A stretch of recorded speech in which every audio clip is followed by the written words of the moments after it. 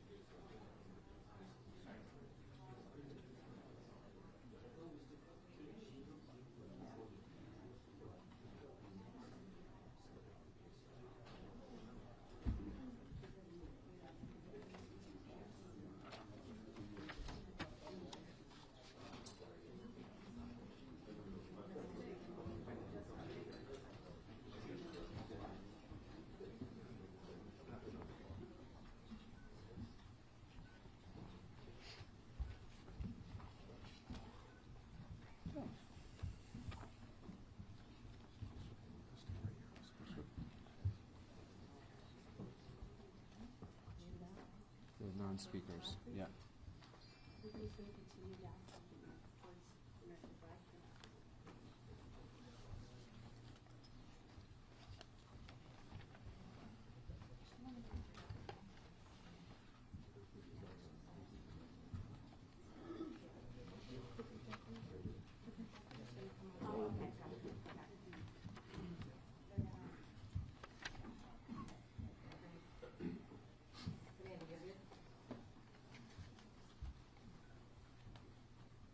Michaela, everyone ready? Everyone set? Great. Well, good afternoon, everybody. Again, I'm Providence Mayor Brett Smiley. In a few moments, we will hear from Rhode Island Governor Dan McKee, Providence Police Chief Colonel Oscar Perez, and then Ted Dock, Special Agent in Charge from the FBI. I'm going to start with a brief update and then just to let folks know about the work that we continue to do to reassure residents in Providence that they're safe in their community, and we are grateful for all of the assistance that we have continued to receive.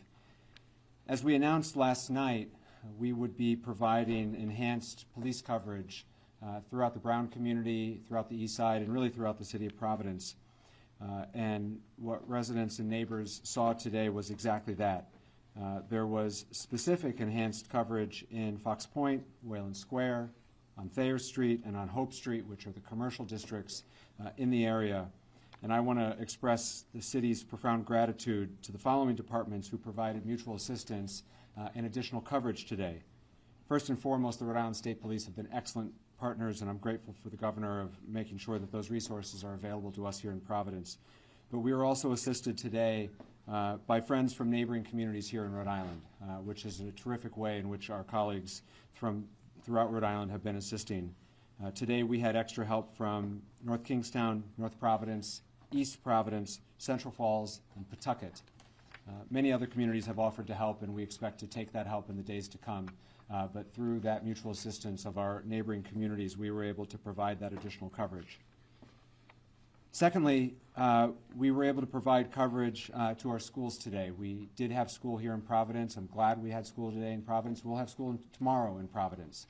This is the last week of the semester, and it's important for kids to be in school, and so we're encouraging parents to do what's right for their family. We understand that there are probably difficult conversations happening at the kitchen table right now, but if you're comfortable, you should send your kid to school. The Providence Public Schools are open, and we have police coverage at drop-off and pickup times to provide that extra sense of safety and security for our families.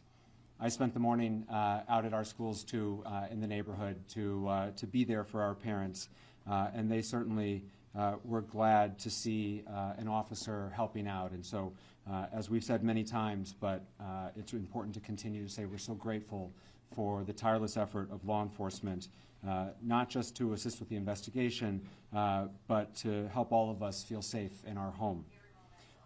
At this time, I'm going to turn the mic over to our Governor Dan McKee. Thanks, Mayor. And just like all of us, we want to see the individual that pulled the trigger on these young kids identified, apprehended, and brought to justice. I can tell you from the state level, we're continuing to coordinate our state police and instructed the colonel to make sure that all the resources that are available are being employed through the direction of the mayor, but that partnership is incredibly important. I also know that the schools are not only being impacted on the higher education in Providence and also the K through 12, but I also have heard and have been in contact with our Commissioner of Higher Education, Shannon Gilkey, along with our Commissioner of K through 12, Angelica Infante Green, to make sure that we are reassessing all safety issues in all our schools in the state of Rhode Island, and more to come on that. The issues that have to do with mental health, coordinating around the state through our higher ed and through our K through 12. I've assigned Director Rick Leclerc to make sure that they're coordinating all of the social services, all the mental health help that's out there, so that we can kind of also deliver that on a statewide basis.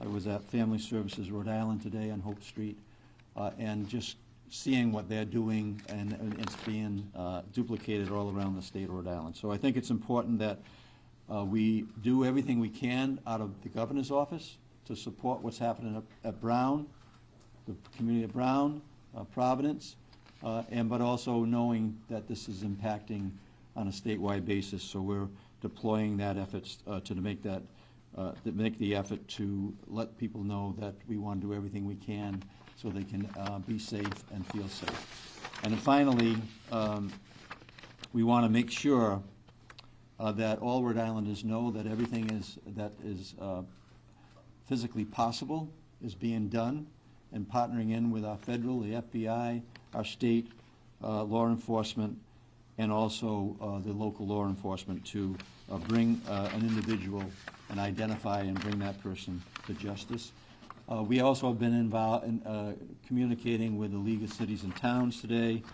Through Randy Rossi, they've sent out a message to deploy their vehicles, their police vehicles, at the beginning of school day, at the end of the school day, all around the state of Rhode Island to, again, show that we're serious about having people and the families feel safe, and that everything that's being done to make sure that happens on a statewide basis, because this has become a statewide issue that is being impacted families and people throughout the state of Rhode Island. Mayor? Now we'll hear from Colonel Oscar Perez. Thank you, Mayor. Thank you all for being here again. Here we are once again to provide you some of the highlights and the progress that the Providence Police Department, along with several agencies, have gone together and stepped up to come up to this. I want to remind you that this is a very active investigation, very complex investigation, and it's the dedicated work of the men and women of the Providence Police Department, the Detective Division, the Community Response Team, the Special Response Team. It's all hands on deck. And on top of it all, you have the state police who's assisting us, and every other federal partner that has been in this building for several hours, and I want to commend and applaud them for the work that they have done, and that includes the FBI, HSI, ATF, the IRS, the marshals, and several other agencies, analysts that are here. So it's pretty active because we want to make sure, as the governor stated, as the mayor stated, to make sure that we identify this individual and bring him to justice. Our work that initiated today and continues to initiate for a while since it started, we're at the 49th hour, and there's no one that wants to put this individual in handcuffs than us. So this has brought us to a new lead, which I momentarily will be able to provide you with. That's going to include video of this individual as well as photos of this individual. We're asking the public for assistance to be able to identify this individual. The photos I will be able to show you are coming from the area of Hope Street near Benevolent and Manning. And those photos and those videos were retrieved around 2 p.m. on Saturday the 13th. And we believe that that's the same individual that we showed you from the previous video that we released. The public is encouraged to use the tip line, which is pretty active. We have a tip line which is staffed with officers from the Providence Police as well as analysts, and they're taking calls as we speak. And we want the public to use that information that they have that may be beneficial to this investigation. They need to call 401-272-3121 +0. That was going to direct you in order to provide the tips that you are providing to us. As well, you can access the FBI website at fbi.gov/Brown University shooting. Please, I'm going to ask you all to follow our channels to stay appraised of what's going on and to stay accurate. There's a lot of channels and a lot of stuff that's going out there that's circulating the wrong info. And I told you when I first met you that there's appropriate info, there's accurate info, and it's going to come from us. So I please and plead with you that you access those type of channels. Again, we're asking for the public's assistance in identifying this individual that we're about to show you, and we'll release this video on Twitter, on our Twitter account momentarily. I'm going to turn to the video behind us. I'll be able to show you in 2 seconds. Officer Mangan, if you can just activate put the videos up. So this is the first video that we're showing you.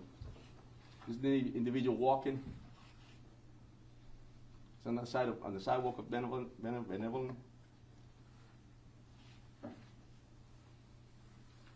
And this is prior to the incident. Here we go again with is this video too, Mike? Again, you see him walking.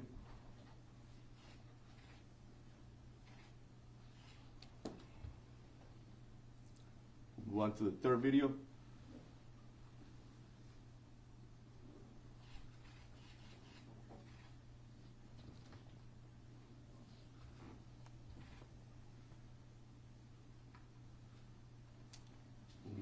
This is some photos of this individual.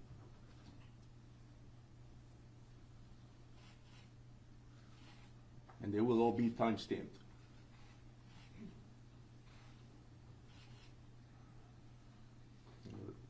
The last photo.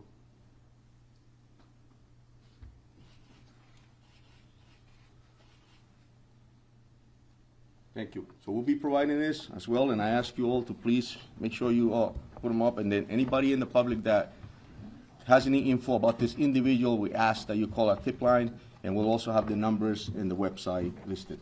Mayor? Thank you, Colonel. The last speaker today will be Special Agent in Charge from the FBI, Ted Dux. So, thank you, Mayor, and good evening, everyone. My name is Ted Dux. I'm the Special Agent in Charge of FBI Boston. We know there's a lot of public concern about the horrific mass shooting at Brown University on Saturday, and rightfully so.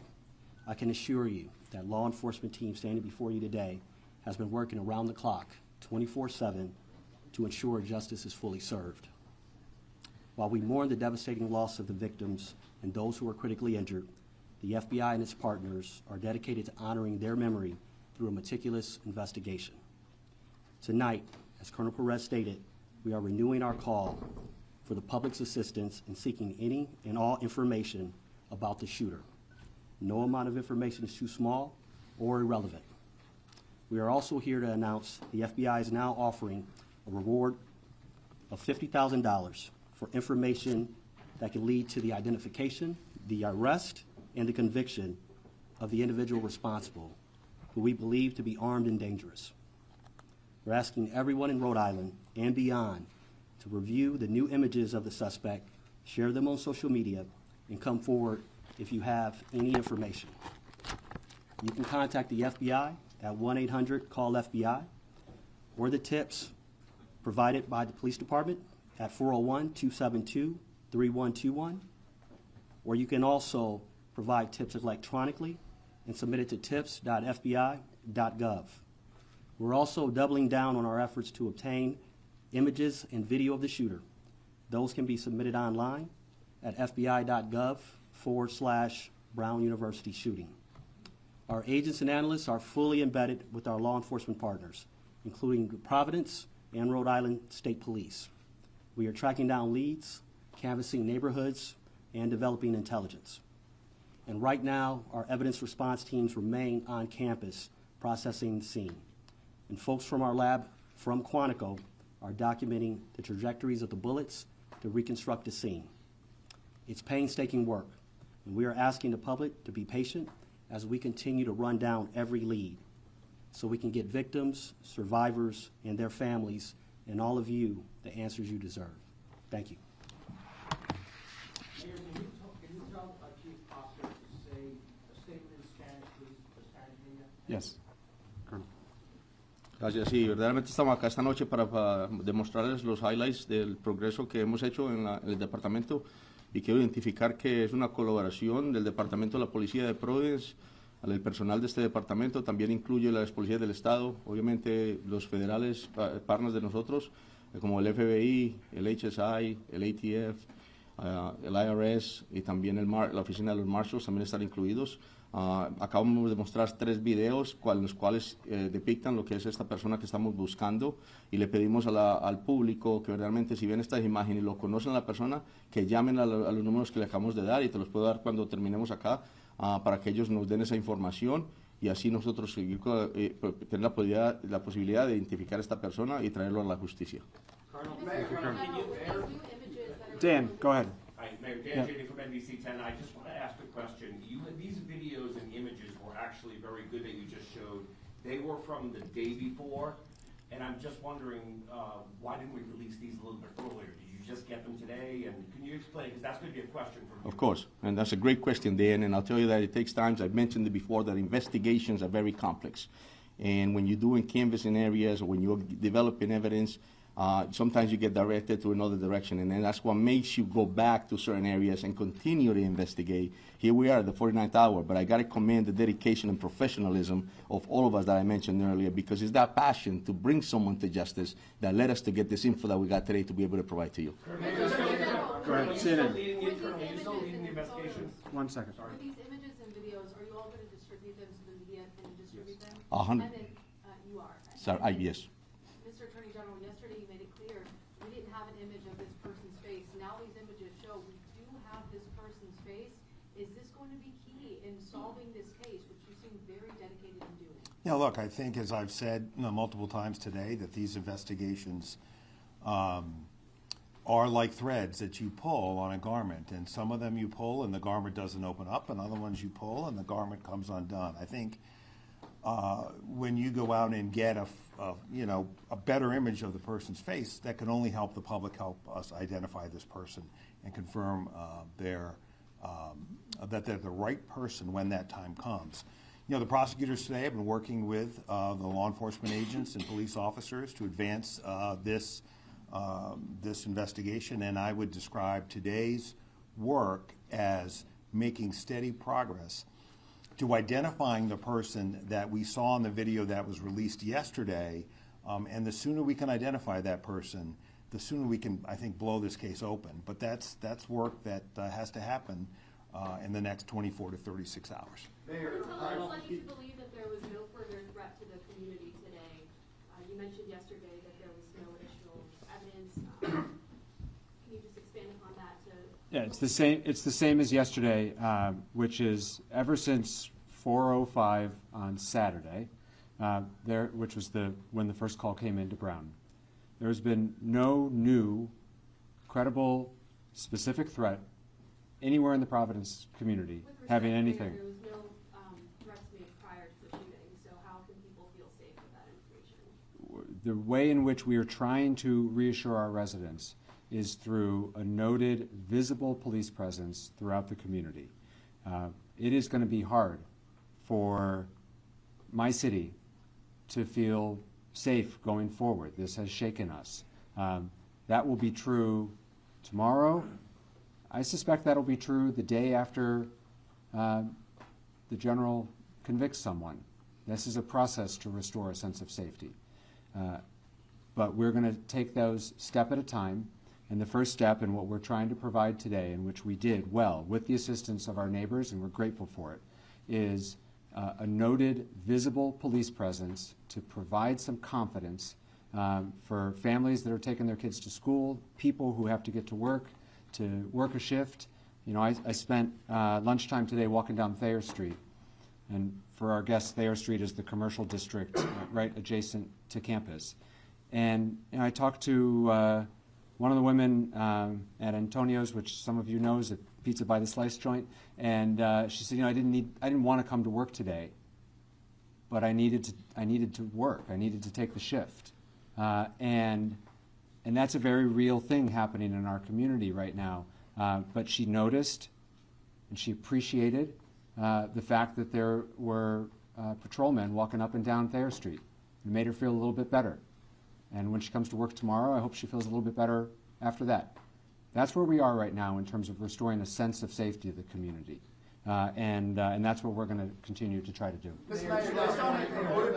Bill, go ahead. Mayor, two questions. Yeah. To that point, a lot of people scared right now, a lot of people confused right now in the city. Yeah. Can you speak to them directly, summarizing what you just said or any other thoughts from the heart? Yeah.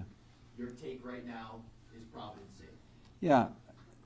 Providence remains a very safe city, and Providence receives really the best law enforcement, you know, I believe, in the country. And today, especially at this moment, it's being augmented by great professionals of other Rhode Islanders, the state police, and others, and our federal partners. But my sense of the community right now is that this is starting to get very real and very personal. And I heard that today. I heard that last night at the vigil. You know, we're all 2 degrees of separation from one another. And now people are starting to share stories with one another of, oh, my neighbor was nearby, and oh, my friend's kid was supposed to go to that review session but didn't. I'm starting to hear those stories, and I think all the Rhode Islanders in the room are starting to hear those stories. I heard that story again today with one of our customers is one of the teachers. And so it's starting to get very personal for our community, which is hard. And that's, I think, where we are sort of emotionally in the process. But we're here for one another. That's the scary side. The upside is that this is a tight-knit community that looks out for one another. The governor was there. All the officials who were up here with me tonight were with us at Lippert Park last night. It was 10 degrees. It was loosely organized, and yet hundreds of people came out because they wanted to be with one another. They were hugging their neighbors, they were crying, and they were offering each other support. So this community will heal from this. We will move forward. But that doesn't make light of, and I'm certainly not making light of, the fear and anxiety that persists. But the only way we're going to move forward through it is one step at a time, and today's one of those steps. Please, Barb, go ahead. Yeah. Do you have any idea what kind of firearm was used in this shooting? And do you know how many rounds were fired? Do you have any details of that nature? It was several rounds, and it was a small caliber, actually 9mm firearm was used. And it was several rounds into it, and obviously, as we all know, the casualties and the injured people, it's just terrible. So, yes. Colonel, I have 2 questions. Yes. Who's the lead investigator on this now?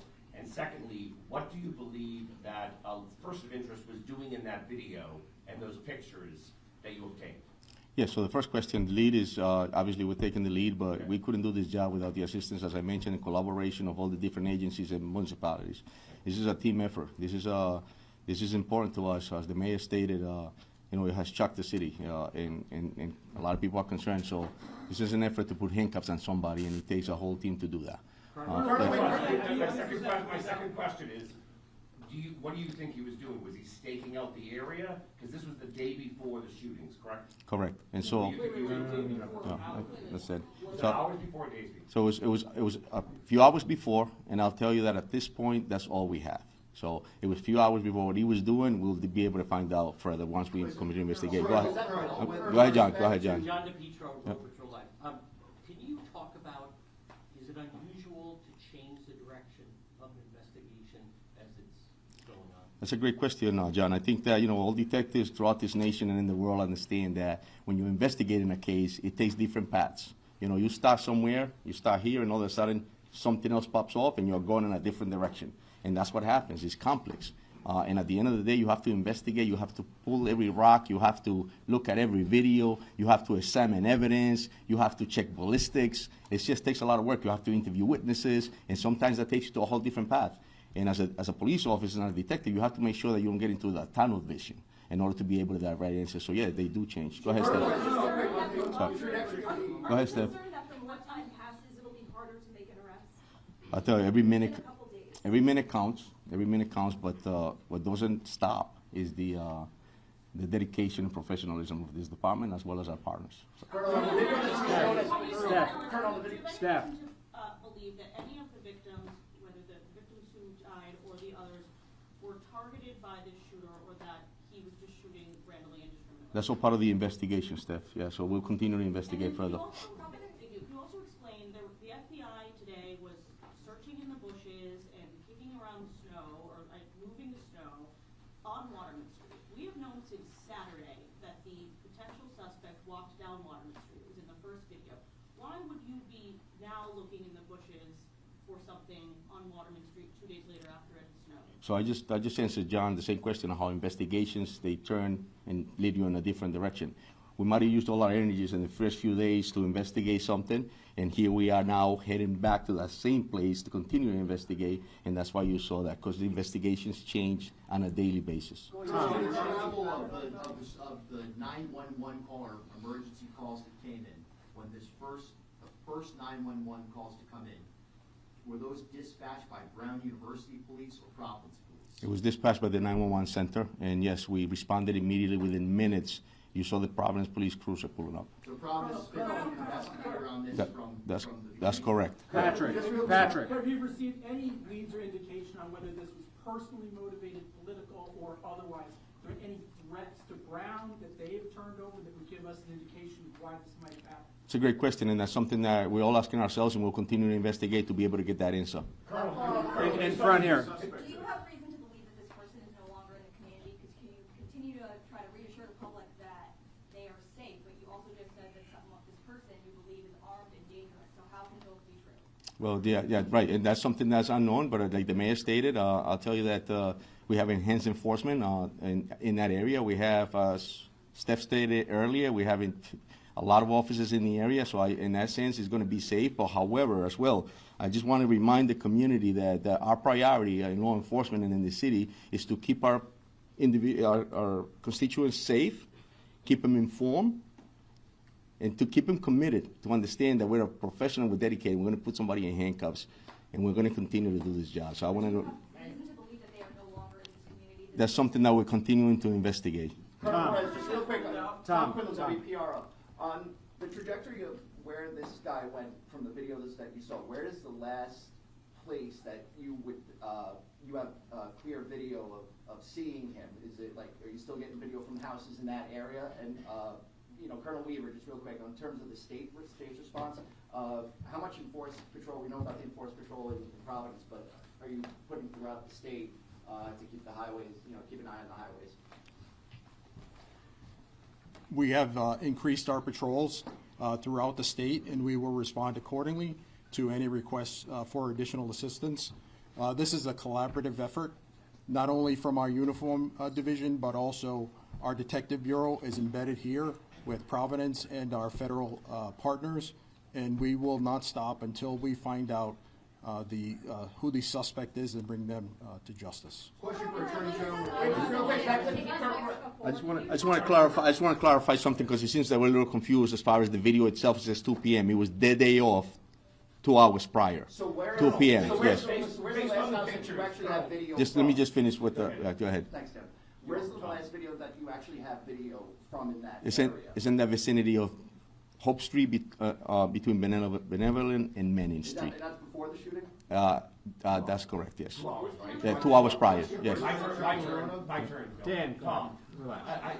This video that you just released, more than anything, is key to wrapping to this case, okay? We have a closer picture of his face, we have a closer picture of his body. Based on that and witness interviews, do you have a new description of the person of interest now? Because he looked like a guy just walking around, the neighborhood. Is there a new description you can give us of? There is, and it will be on that poster that we're going to be releasing on the images, and the height, weight, and things of that nature are all posted on that poster. It's something that we're investigating then. Dime. Desde ayer se han filtrado a la prensa Sí. el nombre, la fotografía y hasta la casa de la persona de interés que estaba bajo custodia. Sí. ¿Quiere responder esta pregunta en los dos idiomas? Sí. Hoy habían algunos medios haciéndose eco de que había una segunda persona de interés en custodia. Este no es el caso porque no he escuchado absolutamente nada en esta conferencia que se refiera a eso. ¿Me puede usted decir cuánto o cómo están manejando ustedes la información dentro del departamento y cómo se está filtrando a la prensa? Claro. Porque esto crea confusión, obviamente. Sí, sí. So the gentleman just asked a question about how information is getting filtered into the community and out from us. And the question was that past few days an individual was identified and was detained, and he was a person of interest. We had him here. He's asking, how does that get out to the media? How does that happen? My answer to that is I have no control over what's being released or circulated in the media, speculations that occurred. What we can control is what we give you here, and as I was speaking earlier, that's why it's important for you to get the information from us. So, mi respuesta que hago es lo que pasa es no me doy cuenta cómo se filtra esa información a los medios de comunicación. Es importante que la comunicación venga de nosotros y no de otras partes. Es muy importantísimo porque si empieza a circular en otros momentos van a especular. Ahora, he also asked, a second question that he asked was that there was information out there that we had a person in custody of interest, a second person. And that's not true, that's incorrect, and I don't know how that's circulated in speculation. So my answer to him is that, no, eso es mentira, hasta el momento no tenemos otra persona en custodia, lo único que tenemos es lo que acabamos de informar. Chris, go ahead, Chris. There appeared to be an issue with 311 services during Saturday's incident. A lot of neighbors couldn't get notification what issues were going on there, and has that since been resolved? Yeah, so residents in the city of Providence were notified in multiple ways, and certainly through all of your outlets, all official City of Providence social media outlets, Twitter, Facebook, Instagram, and we pushed out a 311 notice. If you are not, the 311 notification system in the City of Providence, you have to sign up for it in order to receive it. And so 311 notifications did go out. If you are a resident of the City of Providence and you are not receiving 311 notifications, we urge you to please sign up. You can do so at the city's website. 311 notices have continued to go out throughout this entire incident, including up as recently as today, this afternoon, to clarify a false report with regard to a report of shots fired, which was found to be unfounded. We sent out a push notification through 311 to reassure people because in this day and age, there's a lot of misinformation. A lot of people are getting reports through non-official channels and are getting anxious as a result of it. And so 311 notifications are working fine, but you have to register for it. And you have to opt in for text messages. If anyone needs assistance for how to sign up for 311, if you are not tech savvy or if you are having problems, you can call the phone number 311, and we have staff available who will help register you. For all of our community, please know that there are always bilingual calling individuals to take those phone calls. Mr. Attorney General, real quick, you're on CNN this morning talking about, Mr. Attorney General, you're on CNN this morning talking about the person that you spoke, the person of interest from yesterday was here. We have not heard that here today. Can you talk about you know, is that person of interest still here in the state? Who was he? Was he from Wisconsin? Just, you know. Yeah, I think, as I said last night, for those of you who were here, I thought it was really unfortunate that this person's name was leaked by somebody. Is he cleared? Well, let me finish my answer. Was leaked, excuse me? Why you finish the answer? Just answer his question. No, I haven't finished it yet, Ronaldo. So I'm going to finish it. So the person who was held, it was unfortunate that his name got leaked, because it's one of the reasons why we use words carefully. And detaining someone because they're a person of interest is different from having a person in custody that you're gathering evidence to charge. I mean, that's a place in an investigation that eventually you get to, but we weren't there with this individual. So it's hard to put that name, you know, back in the bottle. He has been cleared. He is not a person of interest any longer. The investigation is now focused in another direction. But I want to clarify something the chief said. That doesn't mean that while part of the team was focused on him, other leads weren't being followed up on.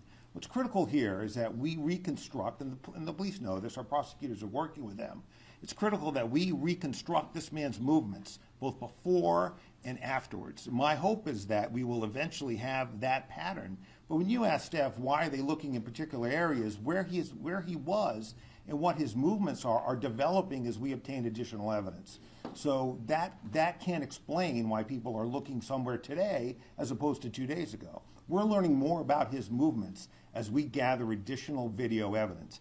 And that video evidence has been coming in at a much greater degree than it was 12, 24, 36 hours ago. Why, you ask? Some people were away for the weekend. Some of these places were businesses. So what the team is doing, there are a bunch of teams doing different things, exploiting electronic evidence, exploiting physical evidence, meaning forensic evidence from the crime scene, canvassing the neighborhoods. And those are the threads that when you pull them will open this case up. And that has been true over the course of my career, and I'm confident it'll be true again here. General, Yeah, go ahead, Bill, and I'll get out of the way after that. Go ahead. This kind of follows up on what Colonel Perez said about, you know, to the general public to use official Providence police channels, be it YouTube or whatever. Are we doing a good job here? Is the media doing a good job in the ultimate goal right now, trying to locate this person? Yeah, look, I think part of what's important about these briefings, I give the mayor great credit for doing them, is to help push out information in a case like this to the press and the public to help us solve this crime. That's potentially what it'll take here. Mr. Mayor, I want to go back to Brown University. Yeah. Okay. There's been a lot of questions I've heard from a lot of parents today, and it goes back to the question about the alarm and that was installed in 2007. That in an active shooter location, it sends off a notice and tells people what to do. That never went off. I'm wondering, what is Brown's answer? And perhaps even just as important, why isn't Brown here today? As for the decision to activate the Brown alarm, that's a question for Brown. I believe it was asked of the chief of the Brown Police Department the other day. You'd have to follow up with him. This is not a decision that the City of Providence or any of the other law enforcement partners that you see behind me can trigger that alarm. I don't know the answer to that. We continue to work very closely with Brown, and it is no lack of support or there's nothing to read into the fact that they're not here today. We have meaningful. We felt like there was meaningful updates to make with respect to the investigation, the video and photos that we shared today. Brown is not a part of those updates, and so we have all of the relevant agencies who are working on this and where we are in this investigation today, and that's why who you see here is here. Go ahead. Concerns about why Brown didn't have those sirens go off? Have you had those conversations with them? Again, Brown has to answer that question, but it is clear that, and the Colonel mentioned this, and we've talked about it a couple times over the last 2 days, the police response to the initial call was swift, timely. We don't believe there was any, it could not have happened any faster than it did.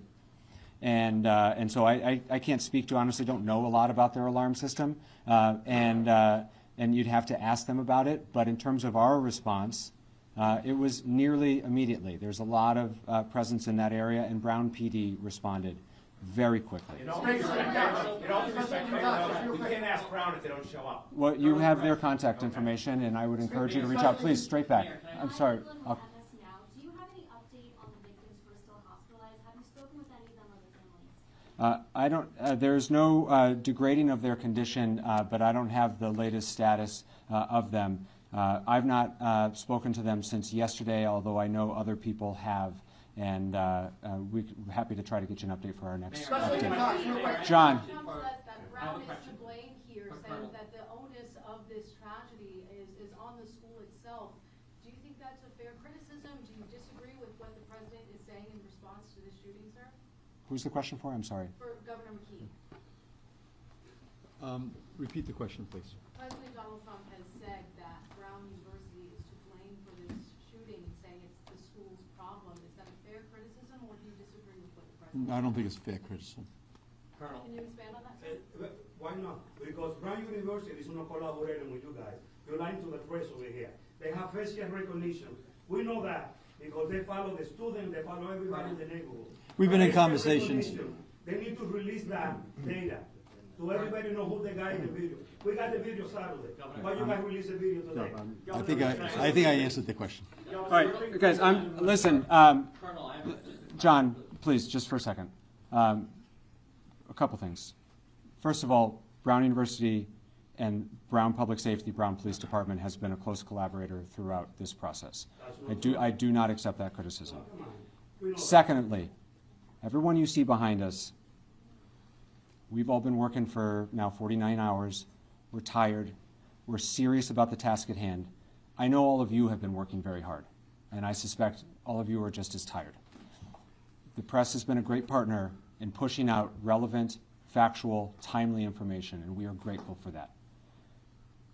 This crowd has grown a little bit over the last 48 hours, and I know that people are weary, and so I'm asking, please, for a little bit of patience and grace, and we have been fully transparent. We continue to answer your questions. We will continue to do so.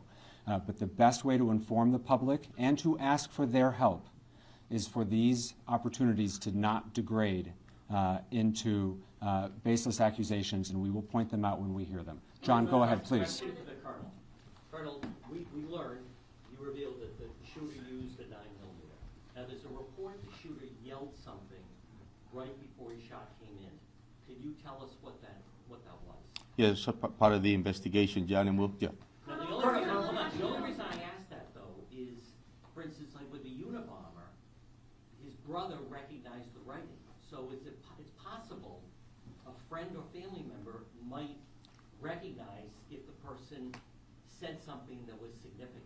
Correct. That's why you don't, other than the 9mm, is there anything else inside that auditorium that you could tell us? No, that's correct. And listen, like I said earlier, investigations will bring us to evidence that we need to collect in order to be able to prosecute. With that being said, we're going to continue to collect evidence, and if it leads us to something to that nature that's going to be extremely helpful for us to identify somebody, we'll be the first ones to put it out. Alex. With how much time has elapsed at this point, do you have any evidence that indicates that this person is getting help, or are they a lone wolf in this situation?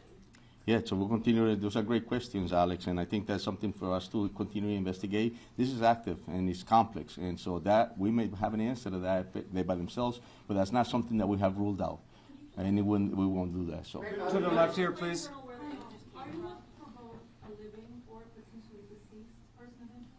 We don't rule anything out. Like I told you earlier, this is a complex situation. It's fluid, but we'll continue to do our job in order to be able to get those answers.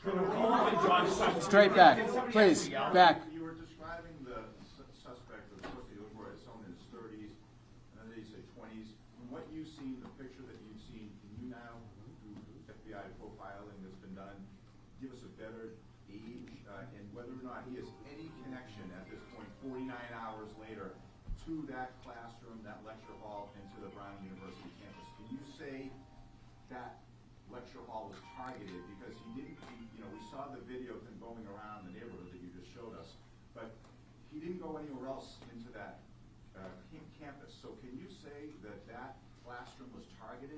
I'll tell you that what I can tell you is that this individual definitely targeted Brown University, because clearly that we're here speaking about that. And I can also tell you that obviously it's something that we're looking into as far as there was anything else that he was targeting, but it's all open. Was there another question to that part? I asked you about the approximate age, because Yeah. this is the first time we're seeing his face, and just like with the marathon Yes. bombers, when the authorities finally put those pictures out, Yes. within hours, Yes. those people came up. So now that for the first time the nation is seeing this image, Correct. frontal image of this suspect, Yes. what are you able to, and the SAC from Boston Yes. especially, what are you able to now determine? And we have that, and they have been extremely helpful, and we're going to be able to provide that to you so that you can put it on your own websites. But do you have Dan, Dan's got the last question, and then we're going to wrap it up. All right, I want to ask two questions, Yeah. if I could, Mayor. To follow up on John's question, did the suspect yell, like has been reported, and there's been some erroneous reporting, but did he yell when he came in the classroom? And how valuable have witness statements been from those who survived? Listen, my heart goes out to the victims. It goes out to the families, and I'll tell you that their cooperation has been extremely helpful. And that, with that being said, we'll continue, and I'm gonna respect the fact that, and I hope that they get better. And my heart and soul goes out to them. So, Did he yell though? Did somebody so say something? that's something that we're investigating. We took statements, and we have to Is there any confirm that. audio from the scene? So- Any cell phones? There are a lot of cell phones. Is there any audio? for somebody. We're gonna wrap it up here. For your planning purposes, we will continue to brief in this location until we say otherwise. We also, unless there's a significant update, we don't expect to brief further today, and expect to do this again tomorrow. Obviously, it's subject to change. Please make sure you're on the press list. If you're not, you can see Josh. That's how notice will be made. But for your planning purposes, that's our expectation. Thank you all very much. Well,